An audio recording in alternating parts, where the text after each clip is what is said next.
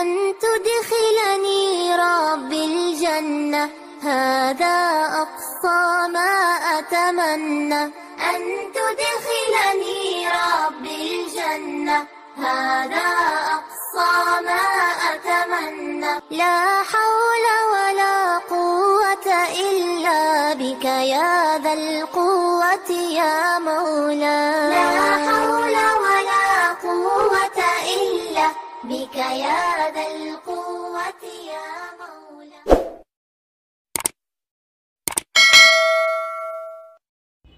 আসসালামু আলাইকুম সবাইকে ওয়েলকাম জানাচ্ছি আমার চ্যানেল রুমিস ফ্যাশনেবল হাউসে। আমার আজকের ব্লগে থাকছে গতকালকের ব্লগের পরে রান্নাবান্না খাওয়া দাওয়ার পরে আমি বিকেল টাইমটা কিভাবে কাটিয়েছি কি কি কাজ করেছি সেটা দিয়েই আমার আজকের ব্লগটি। তবে এই ব্লগটি আগামী দিন সকাল পর্যন্তই কন্টিনিউ করছি। তো এটা হলো দুপুরে খাবারের পরে, মনে ছিল না কাপড় রোদে দেওয়ার কথা। তো আমার ছেলেকে বললাম এগুলো একটু এনে দাও আমাকে রুমে, আমি রোদে দিয়ে দিব। তো উঠিয়ে রোদে দেওয়ার জন্য আমার রুমে এনে দিয়েছে। তো বিকেল হলেও এখনও রোদ আছে মোটামুটি বাইরে আর কি, যদিও বারান্দায় রোদ আসে না বেশি একটা আমাদের। তো ওয়াশিং মেশিনে আসলে কাপড় মোটামুটি শুকিয়ে যায়। এগুলো হচ্ছে গতকালকে ধুয়ে রেখে মানে রোদে দিয়েছিলাম, সেগুলো শুকিয়ে আছে। তো এগুলো নিয়ে বাসায় মানে রুমে রেখে দিই, তারপরে বাস করব। বাকি যেগুলি এখন ধুয়ে নিয়েছি সেগুলো দেওয়ার পরে আর কি। আমার হাজব্যান্ড গতকালকে বলেছিলাম ব্লগে আর কি, নারায়ণগঞ্জ গিয়েছিলেন। তো উনি 3:30টার দিকে বাসায় চলে এসেছে, আর অফিসে যায়নি। তো এই জন্যই এখন বিকেল টাইমটা বাসায় আছে। তো এসেই বললো 1 কাপ চা করে দাও, কারণ দূরে গিয়েছে আবার এসেছে, মন চাচ্ছে আর কি চা দিতে। তো আমি ওনাকে চা দিয়ে তারপর কাপড়ের কাজটা শুরু করলাম, ধরলাম আর কি। আমার বারান্দাটাও একটু ক্লিন করব, গুছাবো আগামী দিন, দেখি এটা পরিষ্কার করতে হবে বারান্দাটা। আর হচ্ছে এখন কাপড়গুলো আগে দিয়ে দেওয়া, এটাই বড় কাজ। তো ওনাকে বললাম যে আপনি যেহেতু এসেছেন বাসায়, একটু এক জোড়া জুতা চেঞ্জ করতে হবে, মানে বাটা থেকে আর কি আমি বড় নিয়ে এসেছি ওনারই, সাহেবেরই। তো উনি আমার সাথে গেলে ওনার সাইজ মতো নিতে পারবো। তো বললো আচ্ছা ঠিক আছে, তুমি কাজ সেরে নাও, একসাথে গিয়ে চেঞ্জ করে আনবো। তো বেশি সময় লাগবে না, আমাদের বাসার পাশেই 2-3 বিল্ডিং পরেই বাটা, 3-4 বিল্ডিং পরে আর কি, হয়তো 15-20 মিনিট লাগবে। তো ওটাও করব, দেখি এগুলো রোদে দিয়ে দিই। তু কুজা মন কুজা, তু কুজা মন কুজা। এই মোজাগুলো ব্যাগে দেওয়ার কারণে একদম একসাথে আছে আর সুন্দর পরিষ্কার হয়ে গিয়েছে। তো এখন আমি ঝুড়ির উপরে মুখে সবগুলো দিয়ে দিচ্ছি, একদম ড্রাই হয়ে গেছে, জাস্ট এখন শুকিয়ে আর একটু মুসমুসে হয়ে যাবে আর কি। তো এগুলি দিয়ে এইভাবে রেখে দিব, আর বেশি একটা ঝামেলা হবে না। তো যেহেতু বারান্দায় আছি, গাছগুলোতে একটু পানি দিয়ে দিই। আমাদের যেহেতু লাইফস্টাইল ব্লগ, তো সারাদিনে আসলে কি করি সেটা একটু একটু দেখানোর চেষ্টা করি। যদিও একদিনে 24 ঘন্টার যদি ভিডিও করি তাহলে অনেক লং টাইম হয়ে যায়। তো বিশেষ বিশেষ যে অংশগুলো সেগুলোই আসলে আপনাদের সাথে শেয়ার করি। আসলে সুখ দুঃখ আনন্দ বেদনা জীবনে সবারই আছে, থাকবেই, স্বাভাবিক ব্যাপার। তবে যেই বিষয়গুলো দেখালে আপনাদেরও উপকারে আসবে, আপনাদের কাজে কর্মে একটু হেল্প হবে, সেই বিষয়গুলো তুলে ধরার চেষ্টা করি। আমরা এই 10 মিনিটে কিন্তু জীবনের পুরো অংশটা তুলে ধরতে পারি না যে কোনো ব্লগারই। 10-15 মিনিট বা 20 মিনিট আমরা আপনাদের সাথে শেয়ার করি, সেটুকু হচ্ছে আমাদের যে বিষয়গুলো শেয়ার করলে আপনাদের ভালো লাগবে বা আপনাদের উপকারে আসবে, সেই বিষয়গুলো আসলে তুলে ধরার চেষ্টা করি। তো আশা করি আমার এই ব্লগগুলি বা এই ভিডিওগুলি আপনাদের উপকারে আসে।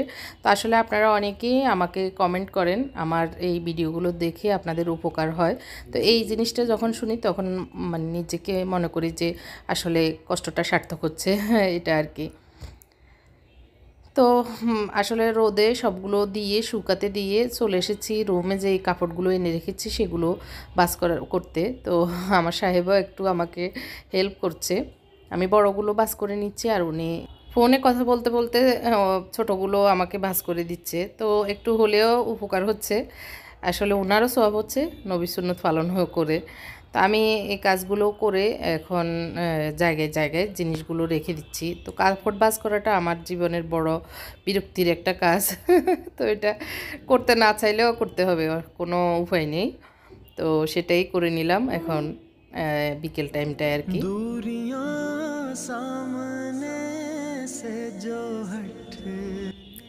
তো এরপরে বেরিয়ে গিয়েছি সাহেব এবং আমি। তো এই তো বাসার পাশেই চলে যাচ্ছি হেঁটে, আমাদের তালতলা মার্কেটের পাশে আর কি।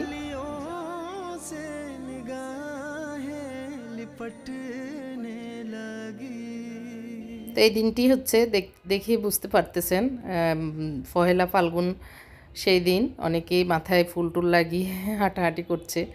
তো সাহেব সামনে, আমি পিছনে। তো বাটায় গিয়ে জাস্ট চেঞ্জ করে চলে আসবো। এসে মাগরিবের নামাজ পড়েছি, উনি মসজিদ দেখে নামাজ পড়ে এসেছে। তো বাবা আসার কথা ছিল, বাবা এসেছে। এর ভিতরে আমার বোনের মেয়েও হঠাৎ করে এসে সারপ্রাইজ দিল। তো ওরা আসতে আবার এই যে কিংবা মানে কলিজা পিঠাগুলো এনেছে আর ডাল পুরি এনেছিল।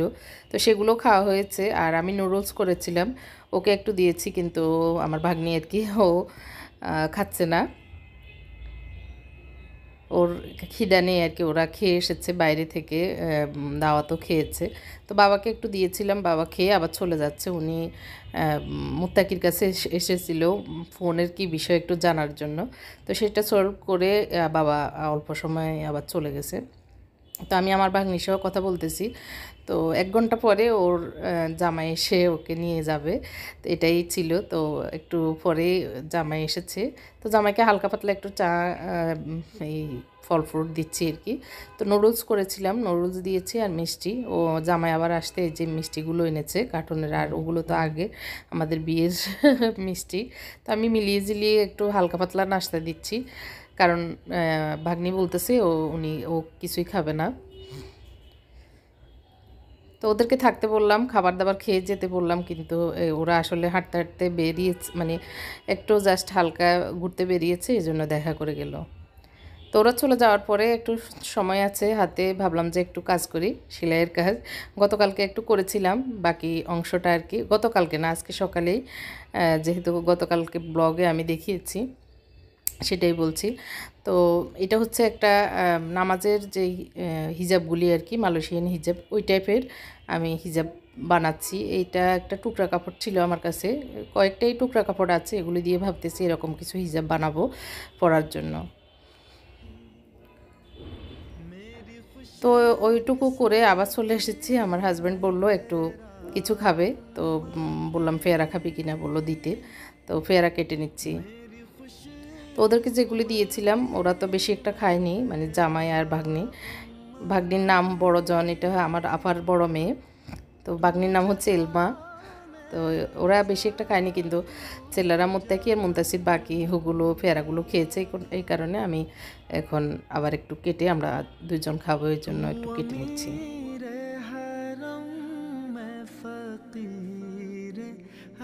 তো সকালে আমের আচার বানিয়েছি, সেইটা দিয়ে একটু মাখবো, মানে এই যে আচারটা এখনও ধরা হয়নি, বয়মও ঢুকাবো। তো তার আগ দিয়ে একটু টেস্ট করে দেখি। তো আমি এগুলো রোদে দিব না, রোদ যেহেতু বাসায় নিয়ে আবার ছাদে নেওয়া আনা ঝামেলা, এই জন্য এগুলো ফ্রিজে রেখে দিব। আচারগুলির কথা বলছি। তো নর্মাল ফ্রিজে রেখে দিলে আর মানে কোনো অসুবিধা হবে না। তো একটু বিট লবণ দিয়ে মেখে নিচ্ছি। তো একটু টেস্ট করে দেখলাম যে না, আসলে একটু অসম্পূর্ণ আছে স্বাদে। সেটা হচ্ছে মানে পেয়ারা মাখাতে আমার মনে হয় কাসুন্দি ছাড়া পেয়ারা মাখাটা একটু অসম্পূর্ণ থাকে। তো সেই জন্য একটু কাসুন্দি দিয়ে মানে টেস্ট করে মাখিয়ে নিলাম। আমরা 2 জন খাবো, এই জন্য 2টা কাঠি দিয়ে রুমে নিয়ে যাচ্ছি।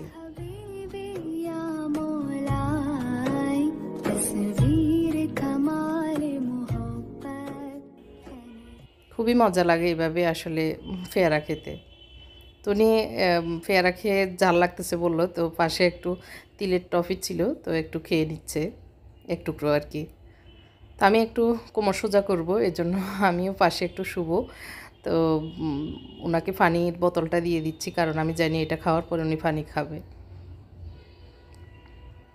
তো কোমর সোজা করে প্রায় 10-15 মিনিট একটু মোবাইল ঘাটাঘাটি করে এখন আবার চলে এসেছি সেলাইতে।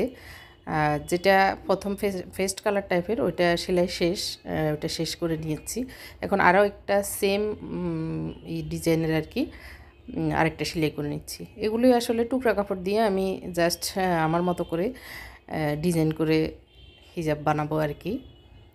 সামনে একটু গোল রাখবো আর পিছনে একটাতে কোনাকুনি থাকবে আর একটা একটু গোল করে দিব, রাউন্ড শেপ করে দিব আর কি। তো মাথার উপরে যে পটিটা সেটাতে আমি কোনো বক্রম বা ফেস্টিং দিইনি, এমনি নর্মাল দিয়েছি। আর এই তো একটু গায়ে দিয়ে দেখতেছি, এখনও আয়রন করা বাকি লাগবে। আমার হাজব্যান্ডকে বলতেছি কেমন লাগতেছে, কোনটা কেমন হয়েছে। তো এটা গোলাপিটা একটু রাউন্ড নিচে রাউন্ড শেপ দিয়েছি। তো ওনাকে বলতেছি কোনা যেটা সেটা দেখতে ভালো লাগতেছে না রাউন্ডটা। তো উনি বলে যে আমি কিছু বুঝতেছি না। তো যাই হোক, এটা একটু কোনা করেছি। এটা আমার বেডশিটের মাঝখানের একটা ফুল, এটা খুব ভালো লাগে আসলে, তো এই জন্য আপনাদের সাথে শেয়ার করেছি। তো এশারের নামাজ পড়ে নিচ্ছি, আমরা রাতের খাবার কমপ্লিট করব। রাতের খাবারটা গতকালকের ব্লগে দেখেছেন, আমি জাপানিজ একটা রেসিপি, রাইস রান্নার রেসিপি ফলো করেছিলাম, সেটা আছে। আর আমরা সবাই নামাজ পড়ার পরে খাবারটা খেয়ে নেব। আমার নামাজ পড়া শেষ, আমি আজকে খাটেই পড়েছি, ওনারা পড়ে নিচ্ছে।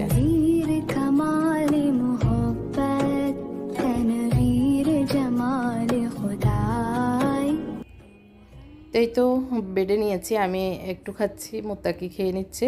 আর আমার হাজব্যান্ড এখন খাবে না, ওনার আর খিদে নেই, উনি রাতে আর খাবেই না বলতেছে। আর ওরা দুজনে মুনতাসির এবং আমার বড় ছেলে ওরাও খেয়ে নিয়েছে। তো এখন আমার মনে হলো একটু শ্যুট করে নিই, তো শ্যুট করে নিয়েছি এই জন্যই। এখন হচ্ছে সকালবেলা, সূর্য উঠতেছে খুব সুন্দর কিরণ ছড়িয়ে।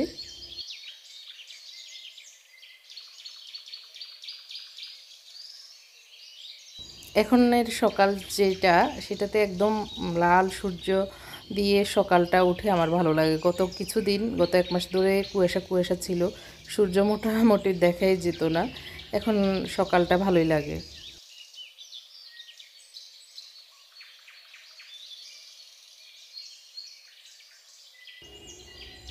মোটামুটি এখন গরম একটু একটু লাগে, শীতটা কমে গিয়েছে গত 3-4 দিন থেকে। আর বারান্দায়ও এখন রোদ আসা শুরু করেছে, গাছগুলিতে একটু একটু রোদের ছোঁয়া পড়তেছে। ফুল ফুটে যেমন ঝরে তেমন খোদার বাগানে, আয়ু কতক্ষণকার এখানে কে বলো জানে। ফুল তো রান্নাঘরে তো চলে আসতেই হবে। একটু পাতাকপি আর অল্প একটু ছোট একটা আলু দিয়ে পাতাকপি ভেজে নিয়েছি, পেঁয়াজ পাতা দিয়ে, ধনিয়া পাতা দিয়ে। তো ভেজে এগুলো এখন টেবিলে নিয়ে যাব। আর ভাবলাম যে কালকে আর এগুলি আচারগুলি আর কি ঢুকানো হয়নি বয়মে, এখন সকাল সকাল ঢুকিয়ে নিচ্ছি। তো এটা আমি নর্মাল ফ্রিজে রেখে দিব এই আচারগুলি, তাহলে আর কোনো নষ্ট হওয়ার সম্ভাবনা নেই আর কি। আর এই আচারটা ভালোই লেগেছে, খেতে ভালো লাগতেছে আর কি, টক মিষ্টি ঝাল টাইপের। আজকের ব্লগটি কেমন লাগতেছে আপনাদের কাছে কমেন্ট করে জানাবেন। আর যদি আপনাদের একটুখানিও ভালো লাগে, লাইক কমেন্ট শেয়ার করতে ভুলবেন না। আপনাদের ছোট্ট একটি লাইক আমাকে অনেক বেশি মোটিভেশন করে, তো সেই লাইকটি দিলে আপনাদের লস হবে না, আপনাদেরই বোনটি উপকৃত হবে, এটা আশা করেই আপনারা লাইকটি দিয়ে দিবেন। রুটি বানিয়ে নিয়েছি, একটু খেয়ে নিব। আমার হাজব্যান্ড আজকেও সকালে ভোরে ভোরে বেরিয়ে গিয়েছে, ওটা হচ্ছে উনি যাত্রাবাড়ি গিয়েছেন, তো এই জন্য একা একা এখন একটু ভাজি আর রুটি খাবো।